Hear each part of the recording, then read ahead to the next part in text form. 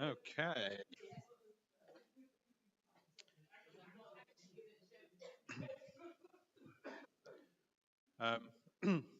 Hello. Welcome to the DoES Salon. We are streaming live to YouTube at the moment, assuming I've got everything right, which I think I have. Hopefully they can all hear me. I'm sure they can tell me in the chat. If not, um, so this is I don't know, second season of the DoES Salon, given that we had a few months break. Um, and hopefully, yeah, we'll get things kind of running more regularly from now on. This evening, we're hearing all about repair cafes because this is part of, is it Make Gorman March? Am I remembering correctly? I don't know if you want to say anything at all, Sana. Okay, so Sana's been given a notice. She is helping to, responsible for restarting the DoES Salon this month, which is great. And so, yeah, we'll get her to talk a little bit about the Circular Arts Network Liverpool a bit later. But we're going to start the evening's kind of, I don't know, festivities, is that the word? Whatever. Activities, yeah, with a video that will cover some of the stuff. And then a bit later on, we'll get to hear from Mike Gorman, who runs the Repair Café here in DoES Liverpool. So, but yeah, first off, there is a video which, for the stream, I'll post a link to it because it's probably going to be easier to go and watch it like on your computer, streaming it from the BBC rather than watching it on a webcam pointed at a projector.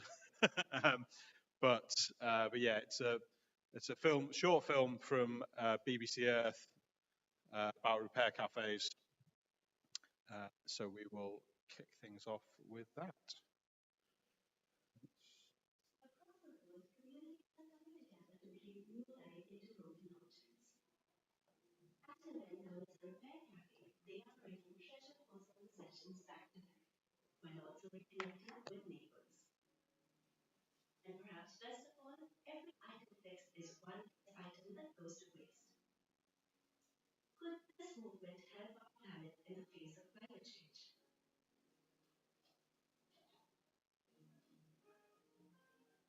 Repair Café is a free repair meeting where repair experts from the neighborhood, volunteers, help less-handy neighbors to fix beloved broken items. You take a seat at the table with the volunteer and you try to examine the object together.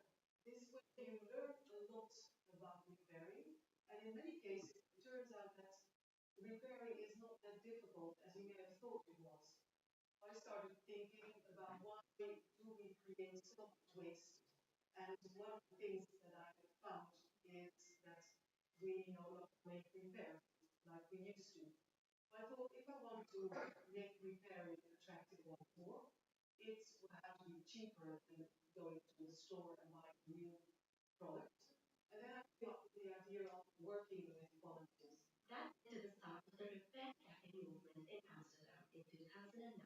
A city that is still expanding. In Amsterdam, there are, I think, at this moment, about 30 repair cafes. We are now in an elderly home where people wanted to get the residents inside the building to get contact with the neighborhood. We are only in our third meeting, and that really is well known in the building by the residents. We are very happy with that. When my children left home, I lost contact with people in my neighborhood. I was interested to go to repair in a repair cafe to meet other people. The success was much bigger than I had expected because lots of people recognized me as a repair.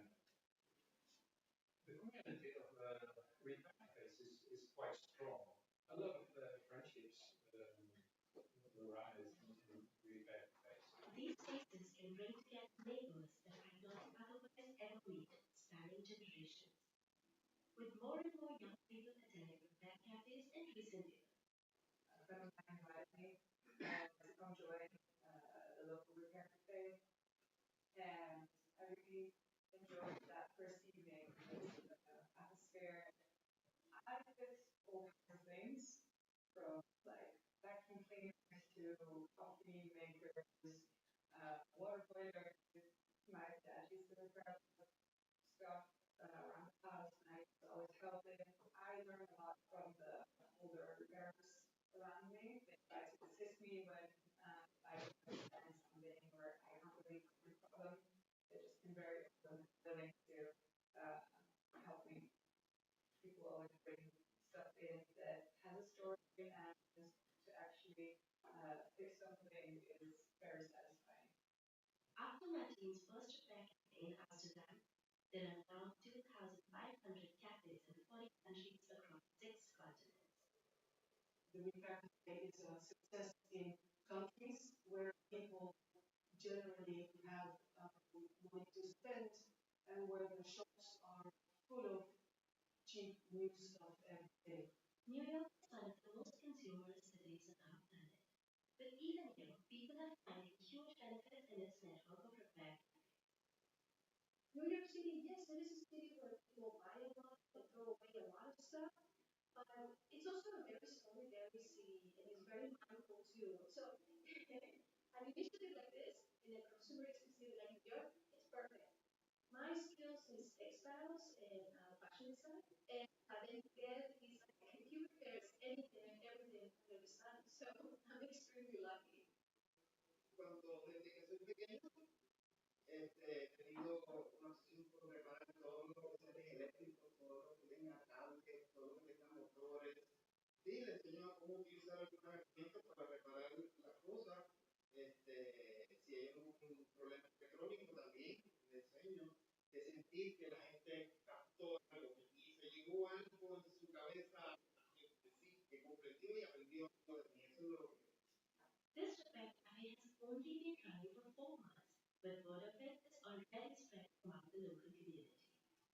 I heard about the Repair Cafe from Rocio. My neighbor actually in this building. I have a vintage top that I won in San Diego. I used to live there in the 90s.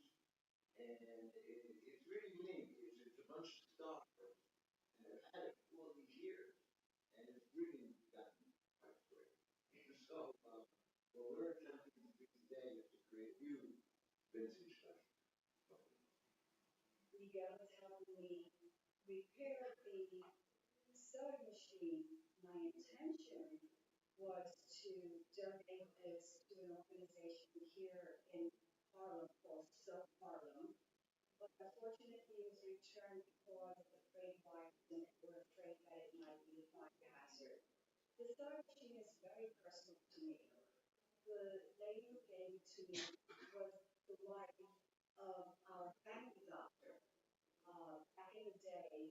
When she passed away, her daughter told me that her mother left the sewing machine to me. So I just want to make sure that the machine goes to a worthy cause and that it's going to get good use out of it. Unfortunately, not everything that comes with the repair cafes can be fixed, like Appleton's vintage drive. But we can't have it enough with every sewing machine. lo que más orgulloso me ha hecho sentir preparar fue hoy la máquina de coser antigua que trajeron para Repair. El Repair me da esperanza a que podamos cambiar la mente de las personas y podamos reusar las cosas muchas veces más. Espero que lleguen más gentes, que la gente entienda el concepto de este proyecto y que participe de este proyecto y que se abra más parte con este tipo de proyectos. Eso es lo que me encantaría que pasara. In Lisbon, one repair cafe has been running for almost 7 years.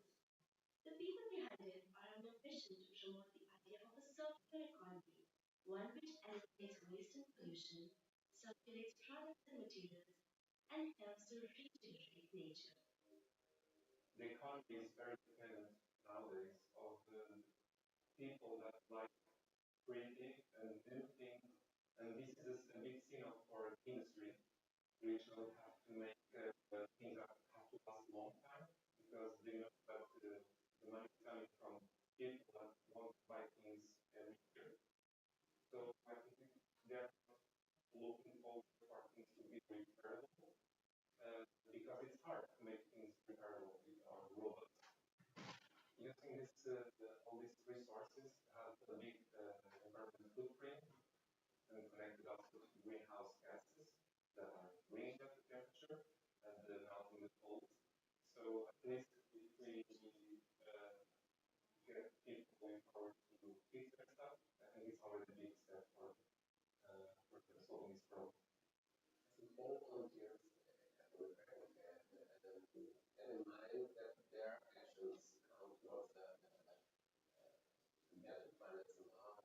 It's more to make people are aware of the content. So I think I'm going the right way. But I think even so, there are so many people that don't care. We have to make them aware. So even at the time, it's easy to tell them the story. Okay, it's you have an object, don't throw it away. You don't waste more resources. You don't waste so much money. So it's a win-win.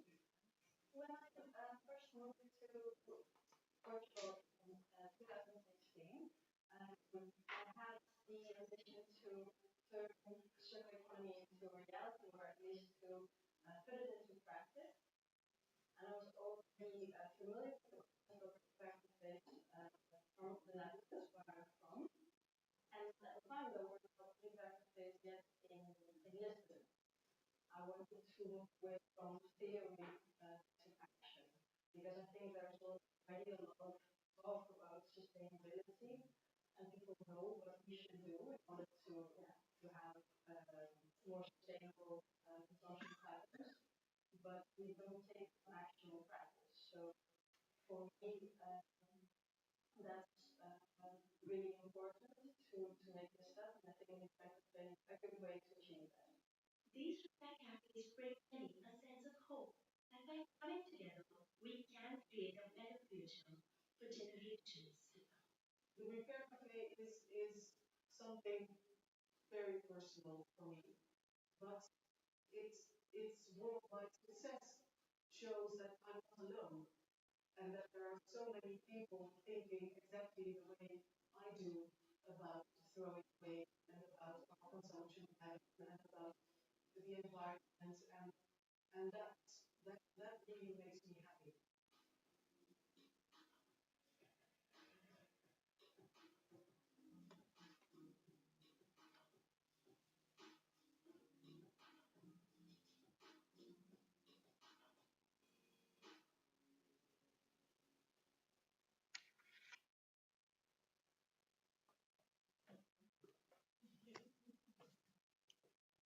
Cool.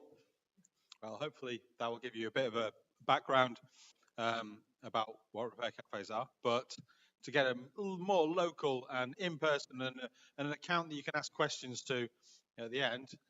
Now we'll hear from Mike. Yeah. And can I give you this microphone, Mike? It's got you can do a magnet one, so you can do. Hopefully people can hear me. Well, we'll find out from Pat because he's watching the stream. Couldn't hear the video super well, but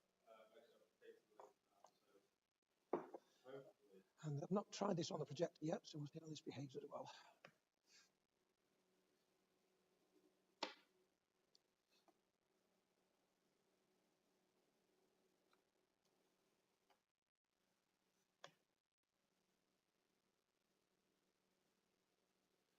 Oh, there we go. Oh, no, I need to share it. 1 second. Come on.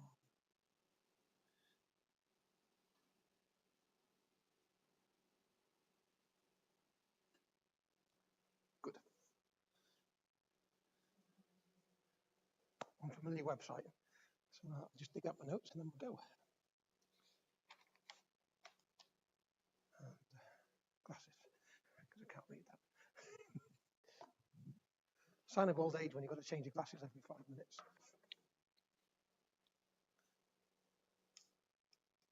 Okay. Some of what I was going to start talking about was actually just being shown in that video. But what is a repair cafe? Its primary target is to fix things so they don't go to landfill. And I'm going to have to swap glasses because I can't read both. I'm in the middle. And also, it keeps things useful that little bit longer because there's familiarity with things and things, and also there's a sentiment of it. Sometimes it's been a gift from someone who's no longer with us and stuff like that. So there's several aspects to repair, which is why people carry on doing repairs.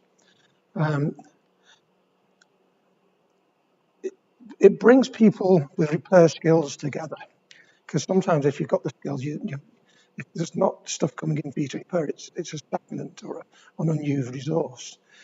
So again, by bringing people together and volunteers together in a repair cafe, we keep that skill maintained and potentially expand that skill by passing those skills on to a newer generation or to other interested parties. So it serves multiple purposes. And I think passing on the skills is becoming very significant because we're seeing a lot of the original repair organisations or shops that used to take things to repair things disappearing, probably because of the cost of having and maintaining a shop, but also the people are getting older and retiring, and there's not people replacing them.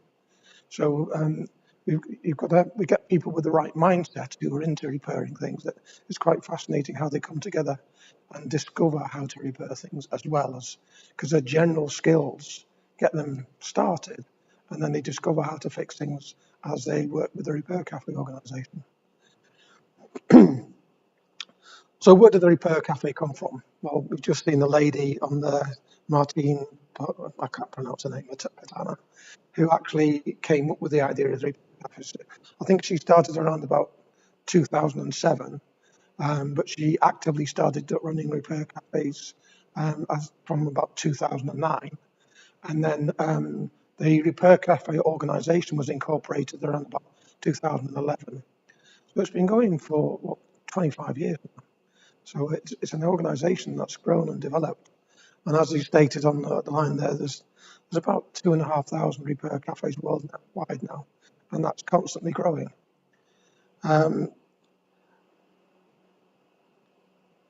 Repair Cafe is not a replacement for professional repair organisations and professional repair people. We always need the people with the skills who have invested the time to learn the skills to be a professional at repairing something. So one of the things we try to do is see if we can collaborate or point people at specialists. If it's something that's not within our skill set, we'd almost like to partner with people like clock repairers and the Dolls Hospital and things that are of value, which we don't want to bodge and ruin. It's better to point people at a professional repairer if it's something that we don't have the skills on hand to repair. We also don't repair things like white goods and large appliances, so we don't want people trying to tunnel into doors with a washing machine so that we can repair it. So again, it would be nice to have a list of not approved contacts, but good contacts in the local area. But again, we use Google to search things and point people in the right direction if they inquire about that kind of equipment.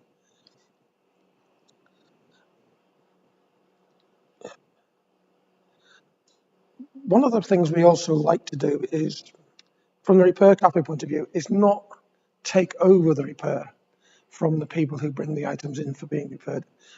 We ideally want to get people doing the repair themselves and relying on us to give them guidance, or at the best case, or in alternate cases, we get them involved in the repair. So they've got an investment in the repair as well, because that's part of the community aspect of the Repair Café. A lot of people have also heard of the Repair Shop, which is not a Repair Café. But that actually came around about, I think, 2017, I think, or something like that, Repair Shop. So it was a few years after the Repair Café. And I think they cribbed some of the good ideas of the Repair Café, but it's more professionals doing repairs, and they also like to get the the drama of the people explaining all the things that are being bought in for repair, their investment in them, and their surprise and pleasure when they get repaired. So yeah, it's not a repair cafe. But it's useful in that it keeps repairs in the general public's mindset. So we get a lot of people asking if you are the repair shop, and said no, we're a repair cafe, but we'll help you anyway. So it's something we've got to keep in mind. It gives a broader audience, so that it does bring people through the door to the repair cafe, and in the end, runners getting things repaired. How did DoES get involved? Well, DoES has always been very focused on reuse, environmental aspects, from the very start, I believe. It's always kept recycling and all that kind of thing as part of what we can do when we can do it. It's not as easy as it used to be, but Bulky Bob's doesn't do anything for us anymore. But yeah, we've always tried to do as much recycling as we can. And there was another organisation which was called the Restart Project, which was around about 2016, 2017. So DoES have been looking at it, possibly doing something like a restart or a repair cafe since 2016, from what I can see from some of the GitHub articles and stuff like that. But it actually took us until, was it September 2019 to actually start Repair Café. We had loads of discussions in Maker Days and Maker Nights, but I think it was the Festival of Maintenance in, was it September 2019, where we decided to run a Repair Café, our first Repair Café, as part of that Festival of Maintenance. Be part of it, but also to be like a thing that carries on from, like a legacy from it. Yeah. And sure.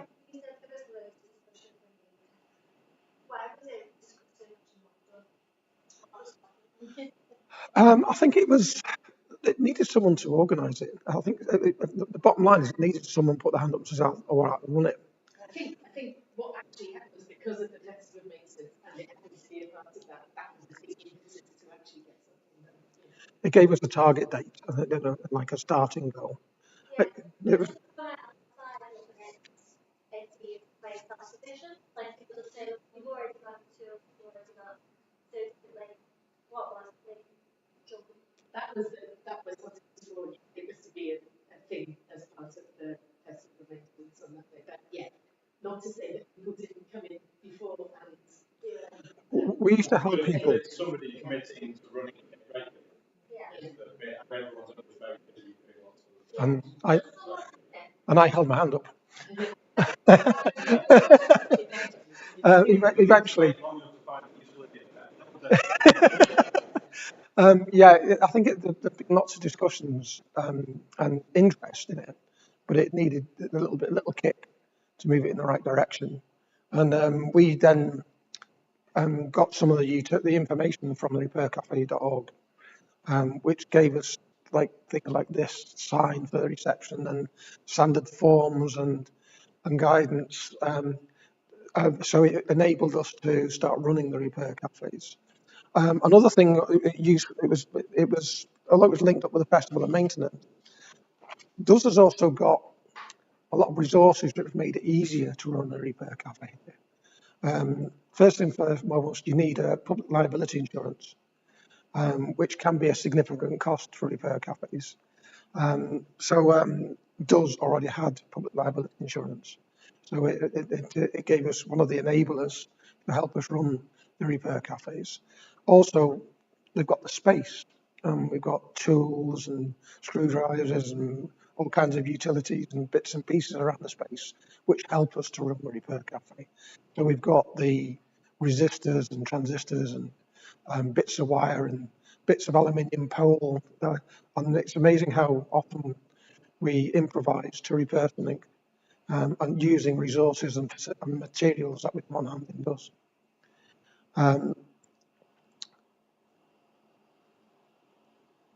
We started off, like I said, the 29th of September it was.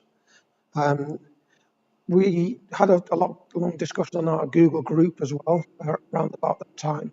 And I also linked out to, what's it called? FreeCycle. So there's a forum on FreeCycle. So we asked on there, and a couple of people were interested. We actually got a couple of volunteers out of FreeCycle. It was all, a nice combination of circumstances which brought a group of people together. And our first Repair Café was very busy. I think we did 33 repairs on a day. And it was everything from bikes to electronics to computers to fabrics and clothing repairs. So it was a really widespread of repairs, and that worked quite well. We were running successfully for 5 months, and then COVID happened. And COVID effectively shut down the Repair Café because it was a perfect storm of what not to do in a COVID epidemic. Meet a load of people in a confined space that you've never met before and sit down to them for half an hour or an hour sort of thing while they're repairing something. So COVID sort of shut down the Repair Café pretty much completely. And it wasn't until, 2022, August 2021, 18 months, 19 months, nearly before it shut down, before we could open up and do the Repair Café again. And even then we had to take health, clean all the desks and sterilise and masks and get the spacing of people and all that sort of stuff. And we even used a booking system so that people had to get a ticket to come to the Repair Café before they attended, so we could know the numbers and work around that. We even had space in here if we needed to expand to keep the distance and the segregation. So we found a way of working around it, and we've been running non-stop then since August 2021 until our next Repair Café is on Sunday. It's moving along.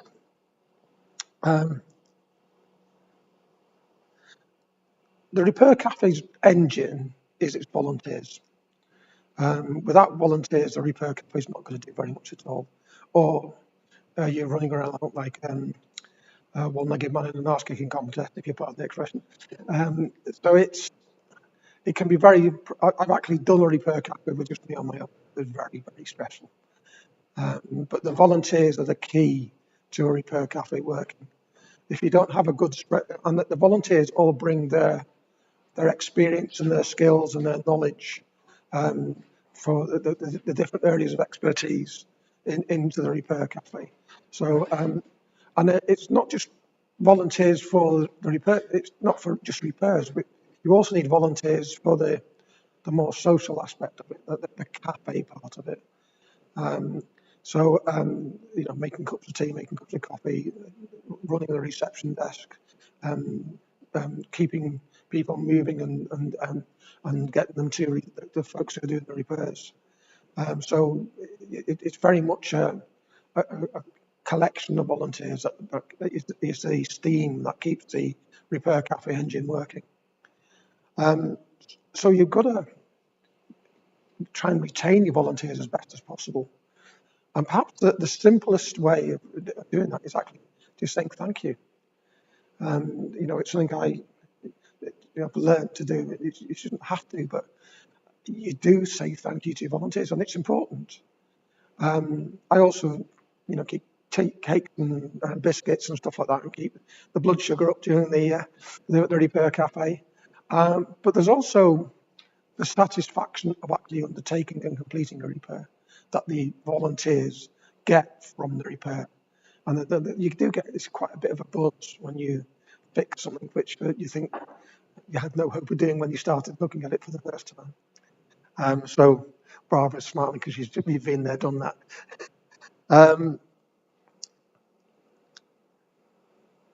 Where are we? Sorry? Haven't done it, we'll see it. I'm just watching. But yeah, it's one of the things we're looking at the moment is that we probably need to get a few more volunteers. We're getting busy enough now that we're literally getting people queuing for repairs, which is nice in one respect, but you don't want to keep people waiting, especially when they're paying silly for parking outside the space. If we can, we probably need to start looking at going on a bit of a volunteer drive to get like 2 or 3 or 4 more volunteers into the group. If only just so that other volunteers can take a rest and don't necessarily have to come to every event that we run. So again, it's not management, it's more coordination and agreement with the volunteers. It's a community, you've got to involve them in the discussion. So I use regular emails to let them know what's going on rather than just expecting them to come. It acts as a reminder, but also keeps them involved with anything that's happened since the last meeting, and keeps the group involved, other volunteers. So what do we repair? Basically anything that they can fit through the door. So it comes in. We've had bikes, electrical goods, electronics goods, amplifiers, computers, lots of fabric stuff, clothing, and general fabrics like curtains and stuff like that. We've had all kinds of stuff come through the door. I think the long-term leader in the weirdness factor was a full-size model of ET, which we gave a spine to because its head had fallen off. But it was a family heirloom, so they picked it up from a sci-fi shop, a bookshop that was getting rid of it. And so they have that ET's back home.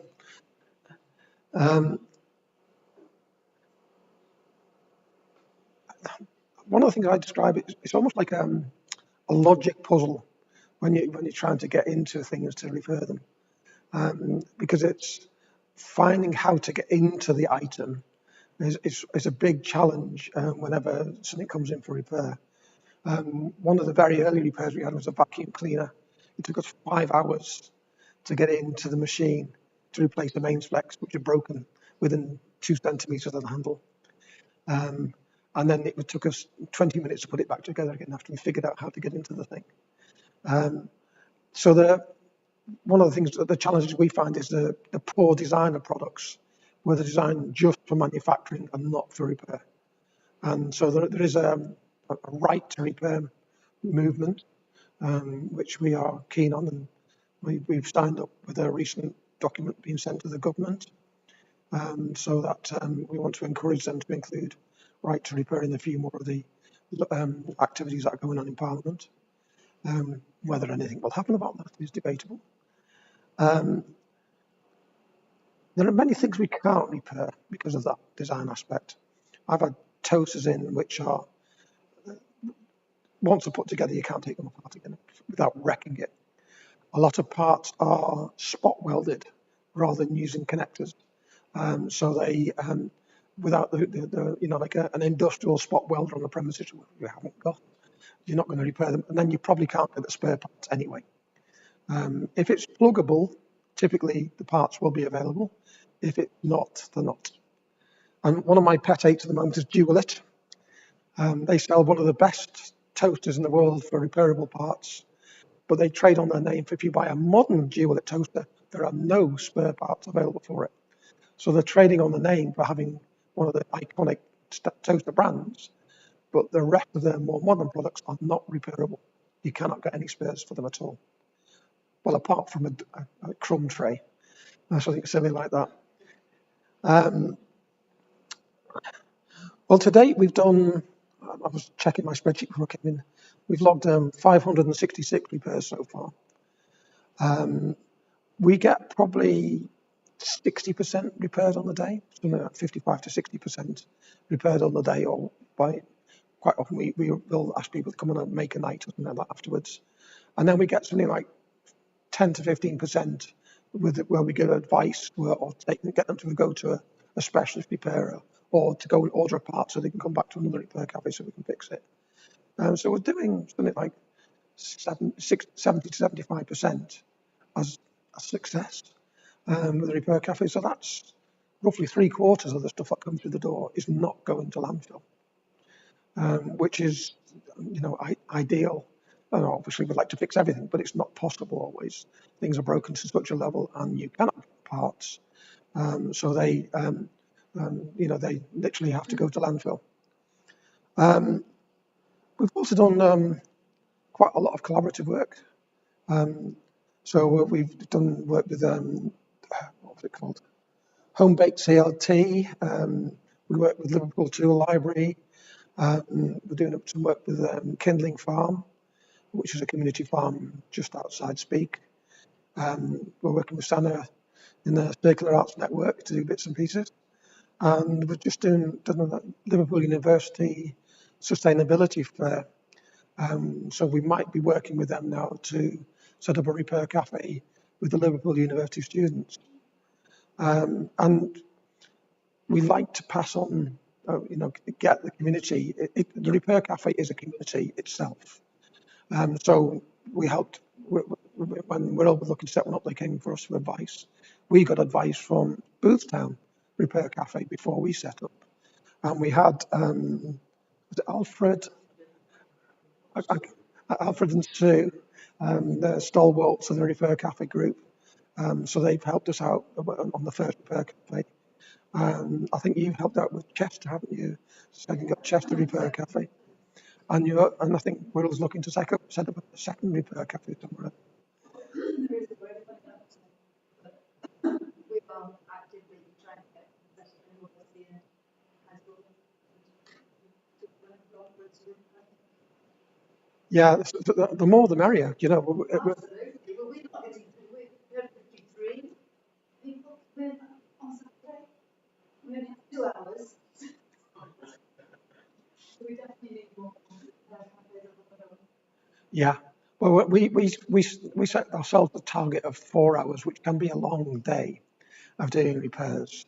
And we do, I think, 3 hours with the Liverpool Tool Library. But we also help work with the Liverpool Tool Library doing repair sessions. So we get their volunteers to come in and we teach them how we do the repairs. So hopefully we're spreading the skills so that they can get more of their volunteers repairing things rather than just having a pile of tools which haven't been repaired. And as I say, we'd like to, if they move forward with it, the Liverpool University Student Guild are looking to set up their own Repair Café for the students and get the students involved, which is pretty much an ideal for us because it's a younger generation and we'd like to get involved. And we had a recent talk with, Transition Liverpool. And so, we're always trying to spread the gospel of Repair Café to as many as we can. And it may be just for people to come in and get things repaired, but also possibly more volunteers or future operations where we'll work with them and do like with Home Baked DLT, do a pop-up Repair Café with them somewhere. Okay.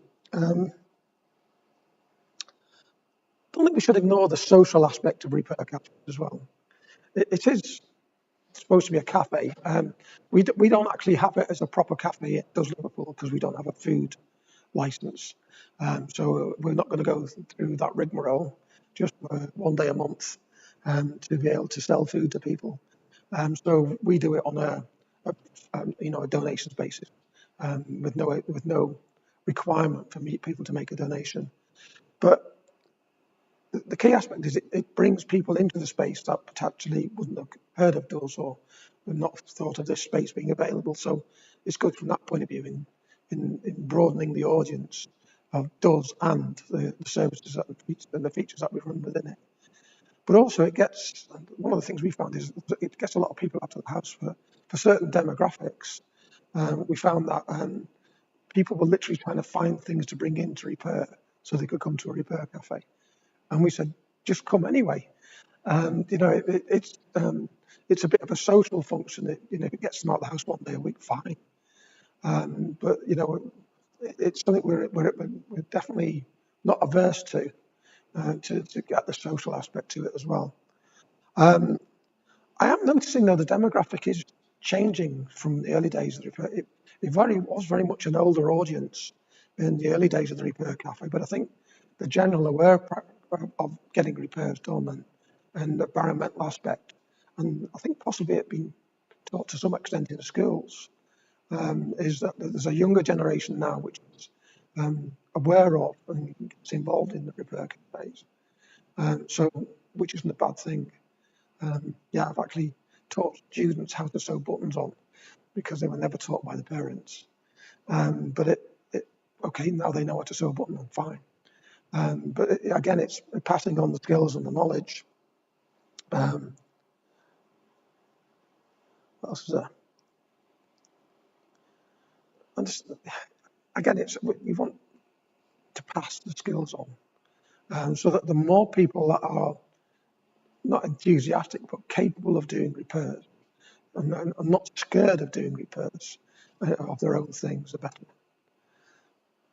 So I think that's about everything I had from my discussion. Is there any other questions? I'm looking for a little project for sewing workshop for children, doing a little workshop that you're looking at. Right. And, some of the kids are busy as well. So I wanted to sew like one, two buttons on, get rid of the thumb, and sew the top of it, stuff again, make a monster. Right. So, sewing on two buttons and sewing up doing so. Ambitiously. But I'm short of gloves. I want gloves. People don't. Is there a route through to become the repair professional? Is there any way that people can get qualified in this? I've not come across it. Well, I think it depends. There are specialist repair organisations. But I think one of the things that's blown up more than anything else is mobile phone repair. There's thousands of those around. But for a lot of the electronic items, there isn't. One of the things we're looking into is probably an extension is was it after 10? What's someone? With a lot of Windows 10 laptops going out of life because the laptops work fine, but Windows won't support Windows 10 anymore. Microsoft won't support Windows 10. There's a group called After 10. End of 10 is not that. But also repaircafe.org is doing, oh God, that's gone to sleep, is doing their own Linux upgrade for Windows, like a after 10 type thing, where we basically they install Linux on those laptops. And because DoES hosts the Liverpool Linux user group, that might be a nice balance and cohesive argument to run workshops to upgrade laptops to Linux. So it gets around all of the expiration of Windows 10 issues, keeps laptops from going to landfill, and we've got the potential of using Livelug as a support organisation for people who want to get into Linux and how it works and get guidance from people who've been using it for many years. So that's an enhancement we'd probably look at in the not too distant future. And it's basically, without taking up too much time of people's resources to see where we can run more and more of the repair cafes off, fit them in whenever we can. But yeah, the more people that run repair cafes, the better. So where do you find out about the repair cafes? Well, let's go back to the people. I've had to go to sleep. On the Repair Café website, there's a couple of links. There's join and community. So if you go into join, you can go either as start your own repair cafe or become a volunteer, and they will put you in contact with the list of nearby repair cafes, so that you can go and visit those and see if you want to become a volunteer in that organisation. And there's if you want to set up your own repair cafe, the documentation is free, but it's better if you give a donation to keep repaircafe.org running. And it all helps. I think there's Jackie mentioned there's a repair cafe set up in Nottingham, something like that. Chilwell. Again, that's some. Might go and visit them and see what they do. I suspect people tend to, like, we're on the repaircafe.org map. I suspect we all are as well. There's a worldwide map review. It's free to get your name put on the list, so why not? So people can go onto that, and if you want to just visit, for example, it goes in and you can literally go on a map and find out, like there's thousands of them in Europe, and then you can go into UK, Northwest, and then there's 7 in this area. Zoom in again, and then you can see where all the different repair cafes are running. It is quite slick the way the repaircafe.org is runs things. So if you can find a repair cafe in your local area, there is I think there's a repair group in Knowsley who aren't on this map at the moment because they run. I think they were sponsored by the council, but I don't know. I think they were funded by the council for a year, but when the funding disappeared, I think they disappeared. Sorry. No, I think Fix It is there's a council-run building where you pay for repairs.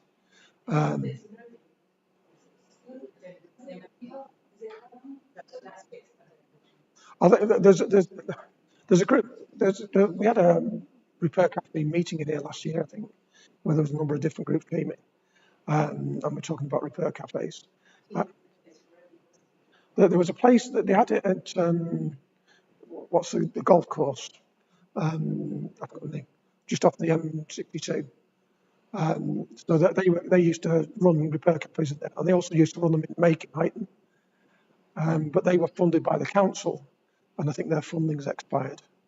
So, but Fix It was a place set up by the council so you could get appliances fixed, but I think they charge. Because there's one in Knowsley Industrial Estate.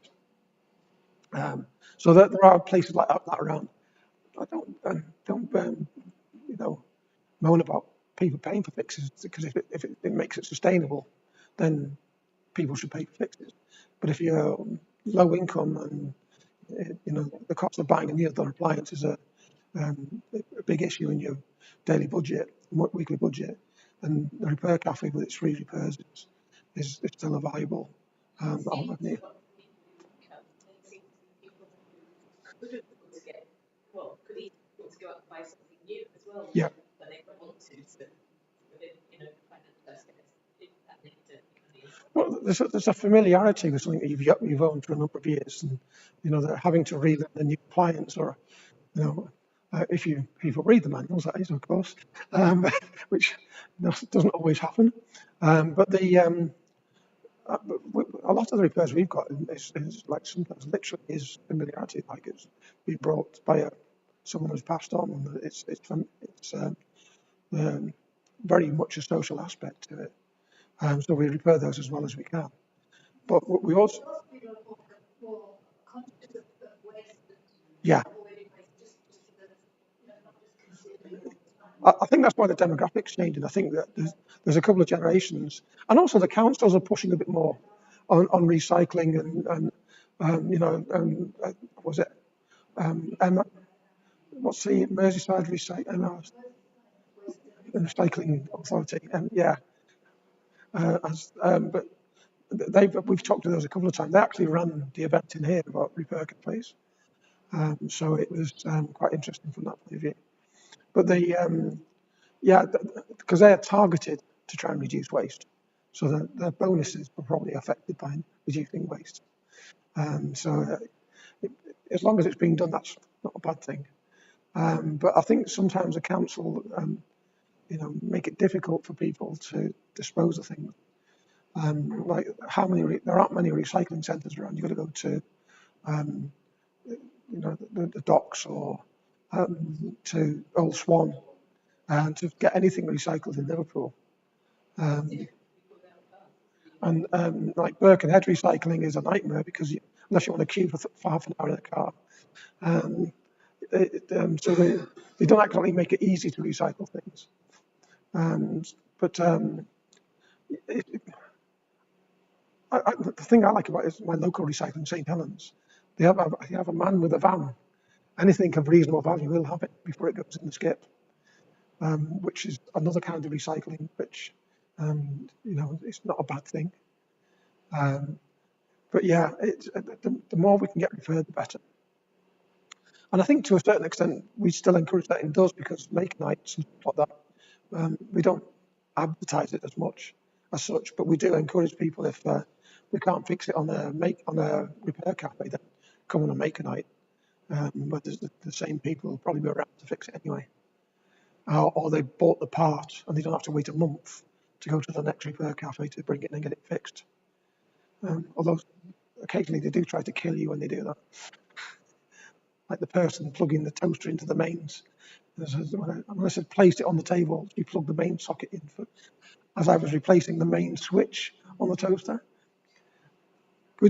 Another good reason I like working it is it's got residual current circuit breakers on the power, so you don't get electric shocks when something does something wrong on the mains. But yeah, the more we can do that, the better, and just keep doing it. And I like that we're getting busier, and that means more things are getting repaired. And we had 1 month last year where we literally repaired everything that came through the door, which is another big plus. So the more we can do that, the better. Anything else? Shanna, do you want to pinch the mic? Do you want to hold it or do you want to put it on there? How does it go? Yeah, I might just hold it. Oh, does it click? Oh, okay. Okay, fancy. There we go. Yeah, you do. Yeah, I was going to carry on from a point that Mike was talking about a while ago, but I've now lost his train of thought. Yeah, talking about Merseyside Recycling and Waste Authority and the support, they have helped us set up a repair and reuse initiative, or like the start of one as Circular Arts Network, and so we have been chatting to supported with the various different repair cafes, both Liverpool and Wirral Repair Café, and we produced a calendar because last week was Repair Week, and so that is the start of the month. We decided to kind of make it into a whole month of Make, Do and Mend, just to highlight the different things that do happen, because there are maps on both their website and places like Transition Liverpool and that tell you where things are, but not necessarily when they are. And as most of these things happen only like kind of once or twice a month, we kind of thought we'd do a little highlight of all of those, including kind of different sewing groups and stuff as well. I just came from one. In fact, Siobhan, who was here a minute ago, she had to leave, but she does teach it to her school kids, which I thought was really nice. So like that's what I was going to tie in. There is this kind of generational thing, I think, where it's really nice to sort of see that there is younger generations that are really interested in repairing and reuse. And I think that there's lots of different things. What we're aiming to do over the next couple of weeks is we're having another conversation over in the Wirral next week on Tuesday in person at Wirral Environmental Network, because there is this desire to set up more repair cafes there in as we mentioned, Wallasey and possibly Headswell and elsewhere, because I do think there is that the more the better, definitely, and that kind of accessibility for people, like kind of having access to someone if they don't drive, having someone that's easy to get to. And I think there definitely is a need for a real drive for volunteers. We're also near the end of the month, we're going to be in St Helens, which is where two of the Mikes from this repair cafe live near to. And there's artist-led St Helens there. I've been talking about setting up one for a while, so we're going to have a conversation with them, because hopefully there's a lot of people in their community who may have been like ex-industry who would be looking for, a bit of purpose if they're retired and kind of wanting to. I really do think the social aspect of it is a really big thing. I think there's sort of that social inclusion of the different generations and different generations interacting. I don't know if anyone remembers Liverpool Cares, but they're really beautiful kind of social clubs for older and younger generations.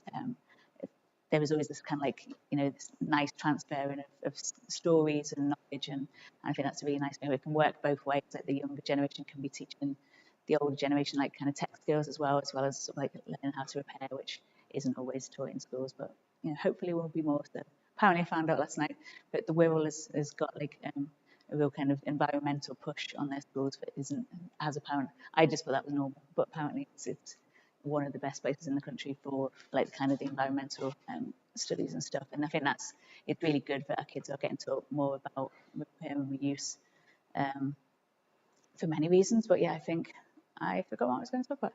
Yeah, there are lots of things. And what we're also trying to do is set up a tool library of sorts, because there is a Liverpool tool library that Mike's already mentioned, which not everyone's aware of, is in Toxteth. But in St Helens, they are setting up like an equipment library as well, and we are hoping to sort of set up a sort of more ad hoc, like when we get donations of things, like we have certain things like an open projector or a mount board or various different things, that we can then either loan out to people or people can kind of pick up and have, depending. But yeah, it's kind of it's a work in progress, but it is kind of developing slowly, and it's been really interesting to kind of be doing this month and getting people to know what's happening in their local community and get more involved and hopefully get more people regularly going to.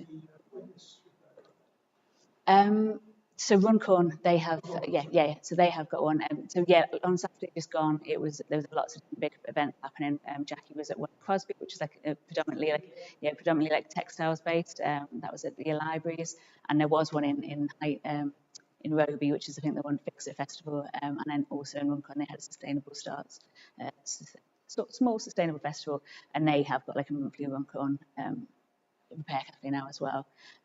But yeah, I think there was talk of maybe I want to witness as well. But yeah, it's still early days. I've been doing it about 6 months, I think. It got too big for the studio space. They're now doing it in the church, also in the church. But that's the good thing, is that these things seem to be growing. But I think they could do with some volunteers as well as the tool library are looking for more skilled volunteers. So yeah, anyone who's interested, please get in touch with them. We'll see if it does. So yeah. Do you get to get money for people to attend repair cafes? Like, I mean, obviously having more repair cafes on the world is really helpful for people because there'll be short distances to go or would there be some sort of A bursary. Sort of fund for people to actually get to repair cafes and then stuff too? There could be a way to like kind of help reimburse volunteers and stuff like that. That's definitely yeah. To the people who are doing stuff along, because I'm sort of quite aware of that, because I know that people who go to the field in head, they don't really go to Liverpool because it costs a fortune to do that. Yeah. Something to look into. Yeah. So wind it up. Thank you. Do you want your mic back?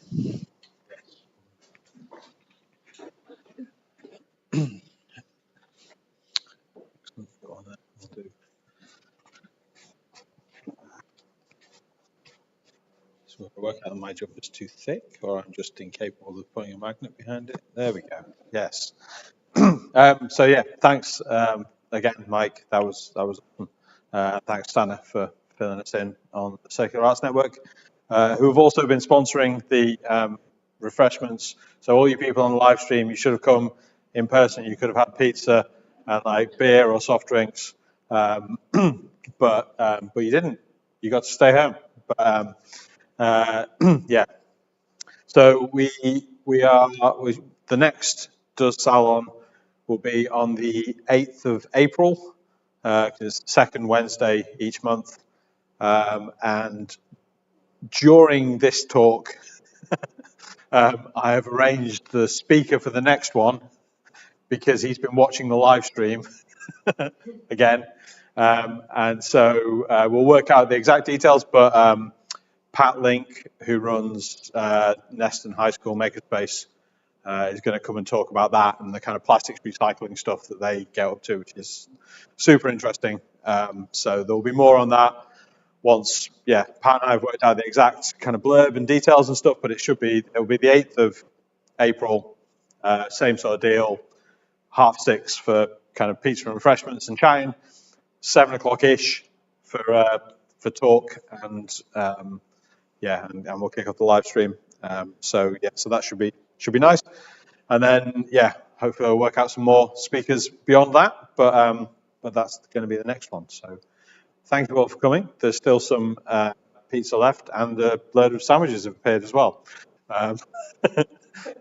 Which I think, so everyone can take advantage of that. Anybody on the live stream wants to hot tail it over to Liverpool in the next kind of couple of minutes, you can come and take part. But we shall see you all next month. Thank you.